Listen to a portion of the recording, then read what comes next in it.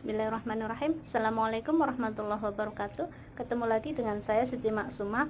Untuk kali ini kita akan belajar pengantar ekonomi ya. Oke, sebelum dilanjutkan jangan lupa klik subscribe, like, share, komen, dan juga tekan tombol lonceng ya. Oke, pada kesempatan kali ini kita akan belajar tentang penawaran barang dan jasa ya, khususnya ini. Penawaran apa sih? Coba apa ya? Penawaran kalau dalam ilmu ekonomi adalah banyaknya barang atau jasa yang tersedia dan dapat ditawarkan oleh produsen kepada konsumen pada tingkat harga tertentu dan pasti pada waktu tertentu. Kata kuncinya adalah barang atau jasa ditawarkan dari produsen ke konsumen pada tingkat harga dan waktu tertentu. Jadi kalau misalkan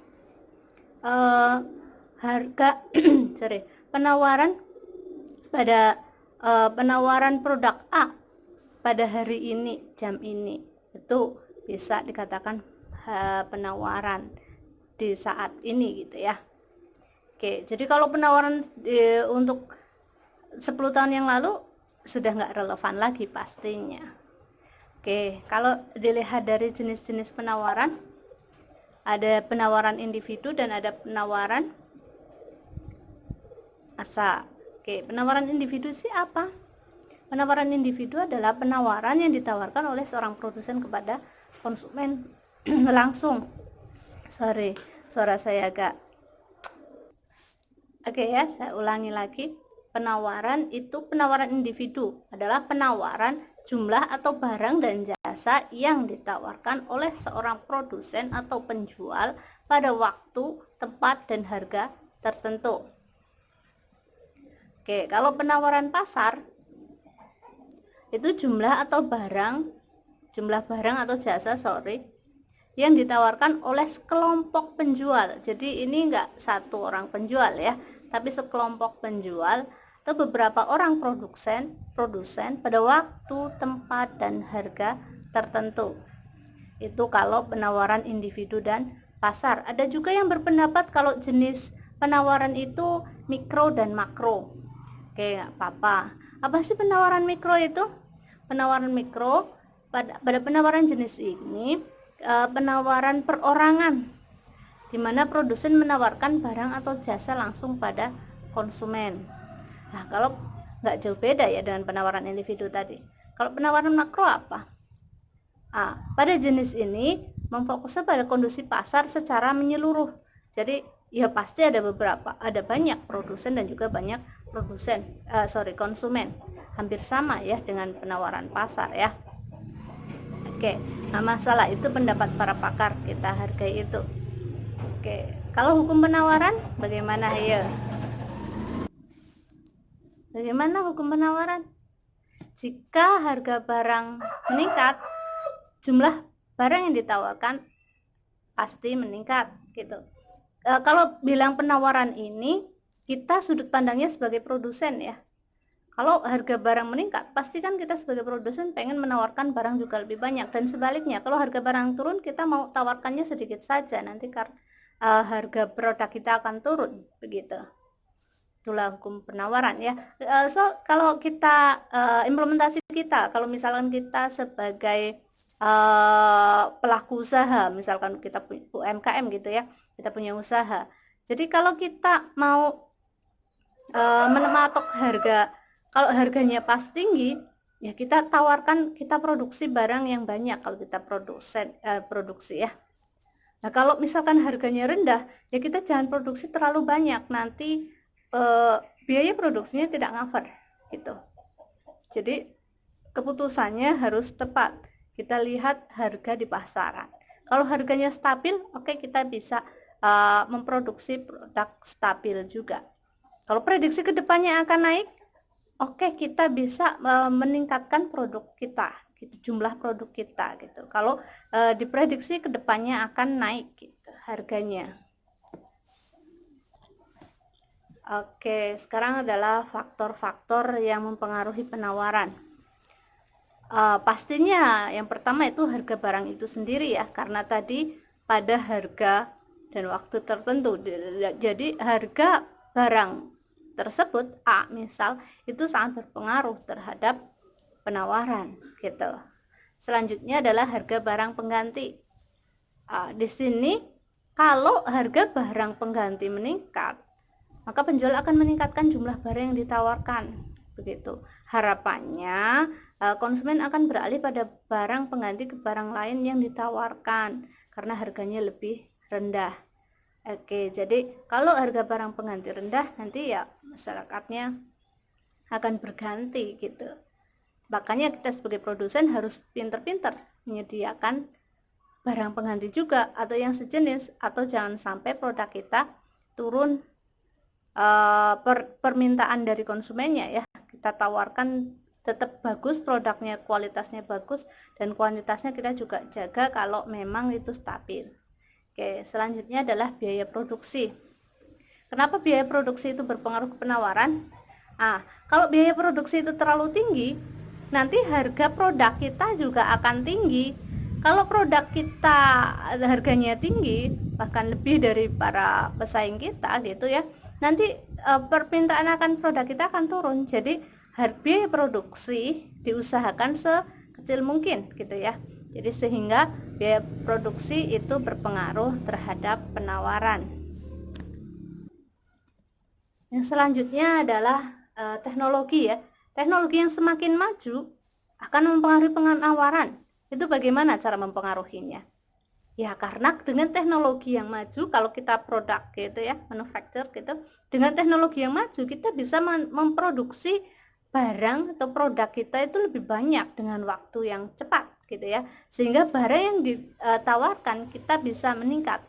Makanya kalau kita masih manual misalkan usaha kita, nanti kalau suatu saat kita udah punya modal untuk beli beli mesin yang canggih gitu, yang maju zaman now gitu ya, nanti produk yang kita hasilkan kan pasti lebih banyak. Jadi sehingga keputusannya kalau mau membeli mesin baru gitu ya, juga jangan lupa pasar harus diperluas biar kan barang kita yang hasilkan lebih banyak, sehingga kita tawarkan ke masyarakat lebih banyak. Dan solusinya jangan satu tempat itu saja, kita harus memperluas pasar juga biar nanti produk kita yang beredar di pasaran itu tetap stabil dengan cara menambah jumlah konsumen gitu ya. Faktor yang lain adalah pajak. Kenapa pajak kok berpengaruh terhadap penawaran? Nah, karena kalau pajak itu dibebankan ke harga produk. Kalau pajaknya tinggi, nanti juga jatuh ke produknya, itu nanti nambah gitu loh. Misalkan nih, harga tanpa pajak itu 500, setelah dibayar pajak sekian karena pajaknya tinggi gitu ya. Di rata-rata dibikin per produk itu misal jadi 510. 10 rupiah pun itu peningkatan. Jadi kalau pajaknya meningkat, maka biaya produk akan meningkat, sehingga permintaan terhadap produk kemungkinan akan turun, sehingga pajak bisa mempengaruhi penawaran. Selanjutnya adalah perkiraan harga pada masa datang. Kalau kita prediksi harga di masa yang akan datang dari produk kita akan meningkat, apa yang harus kita lakukan?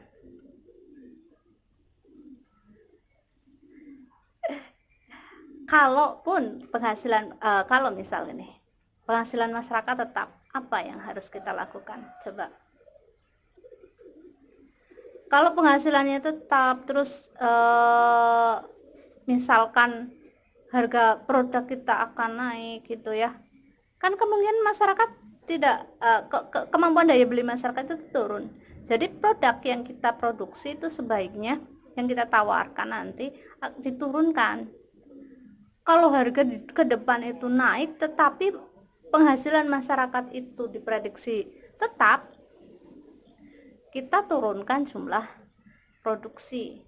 Apalagi kalau diprediksi jumlah masyarakat ke depan itu penghasilan masyarakat itu menurun, sehingga kita produksi lebih sedikit lagi gitu ya. Oke, yang selanjutnya adalah jumlah penjual atau produsen. Kenapa kok jumlah penjual dan produsen itu mempengaruhi?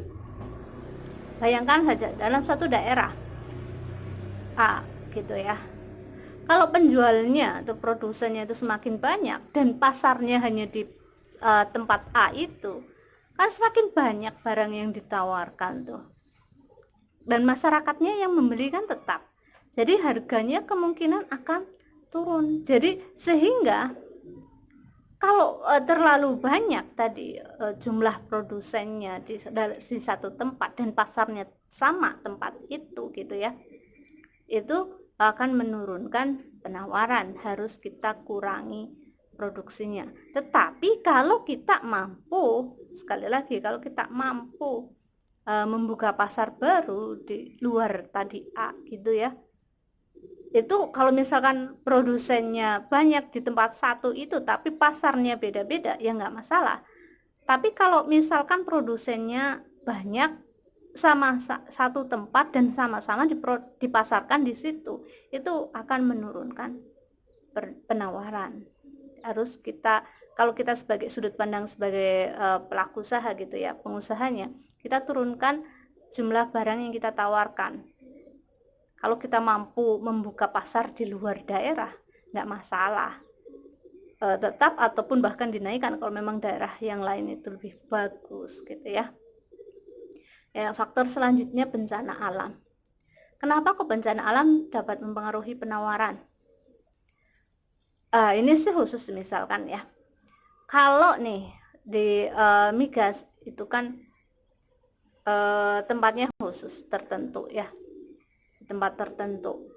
Kalau di tempat A itu ganti A, tadi sudah A, di tempat B, kalau di tempat B itu ada tambang migas dan terjadi bencana alam yang seharusnya tambang itu menghasilkan sekian ribu barel misalkan per bulan atau per tahun, kalau terjadi bencana di tempat itu dan itu merusak dari mesinnya apanya, itu kan nanti barang yang ditawarkan akan berkurang. Jadi bencana alam bisa mempengaruhi penawaran dari sisi itu. Oke, yang terakhir untuk pembahasan tambahan materi kali ini adalah yang mempengaruhi penawaran adalah kebijakan pemerintah dan situasi politik. Kalau kebijakan pemerintah itu hubungannya dengan bea cukai hampir sama tadi perlakuannya dengan pajak ya, karena bea cukai menambah harga produk, maka nanti harga produknya naik dan juga bisa permintaan akan barang itu turun, sehingga penawarannya gitu ya, kalau harga barangnya meningkat, penawarannya kita usahakan juga diturunkan gitu. Selanjutnya kalau situasi politik itu, kalau politiknya panas coba gimana ya? Kalau misalkan politik panas kritis gitu ya, kalau penawarannya di pasar semakin bagus bisa aja. Tapi kalau misalkan kalau ekonomi politik panas dan ekonomi cenderung kena imbasnya, nanti kalau ekonomi menurun, apalagi terjadi inflasi gitu ya, kita prediksi di masa yang akan datang terjadi inflasi karena politik yang memanas, maka kita harus menurunkan jumlah barang yang kita produksi, karena ke depan prediksinya kalau terjadi inflasi seperti itu, kemampuan daya beli masyarakat akan turun gitu. Jadi barang yang kita produksi juga harus diturunkan. Oke, mungkin itu sedikit tambahan dari saya. Kalau ada kesalahan saya minta maaf. Semoga ilmu kita barokah dan jadi jariah dunia akhirat. Wabillahi taufiq wal hidayah. Wassalamualaikum warahmatullahi wabarakatuh.